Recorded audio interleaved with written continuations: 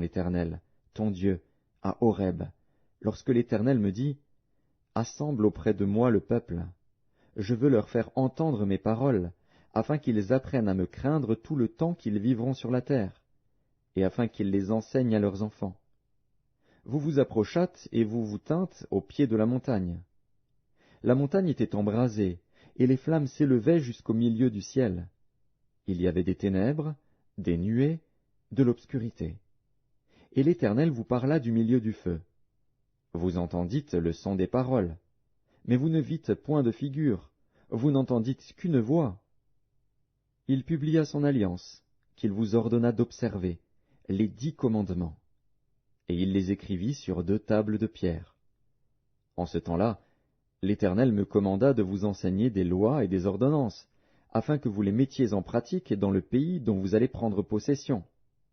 Puisque vous n'avez vu aucune figure le jour où l'Éternel vous parla du milieu du feu, à Horeb, veillez attentivement sur vos âmes, de peur que vous ne vous corrompiez et que vous ne vous fassiez une image taillée, une représentation de quelque idole, la figure d'un homme ou d'une femme, la figure d'un animal qui soit sur la terre, la figure d'un oiseau qui vole dans les cieux, la figure d'une bête qui rampe sur le sol, la figure d'un poisson qui vive dans les eaux au-dessous de la terre.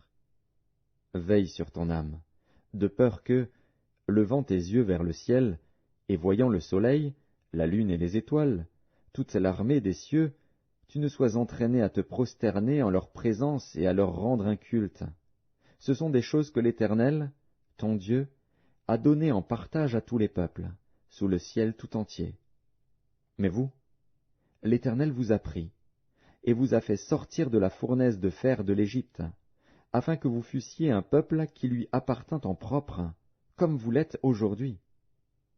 Et l'Éternel s'irrita contre moi, à cause de vous, et il jura que je ne passerais point le Jourdain, et que je n'entrerais point dans le bon pays que l'Éternel, ton Dieu, te donne en héritage.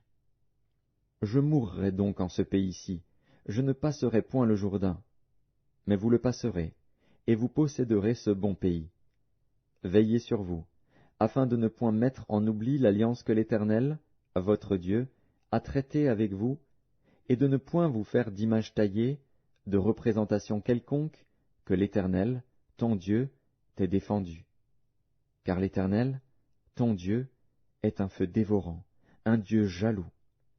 Lorsque tu auras des enfants, et des enfants de tes enfants, et que vous serez depuis longtemps dans le pays, si vous vous corrompez, si vous faites des images taillées, des représentations de quoi que ce soit, si vous faites ce qui est mal aux yeux de l'Éternel, votre Dieu, pour l'irriter, j'en prends aujourd'hui à témoin contre vous le ciel et la terre, vous disparaîtrez par une mort rapide du pays dont vous allez prendre possession au-delà du Jourdain, vous n'y prolongerez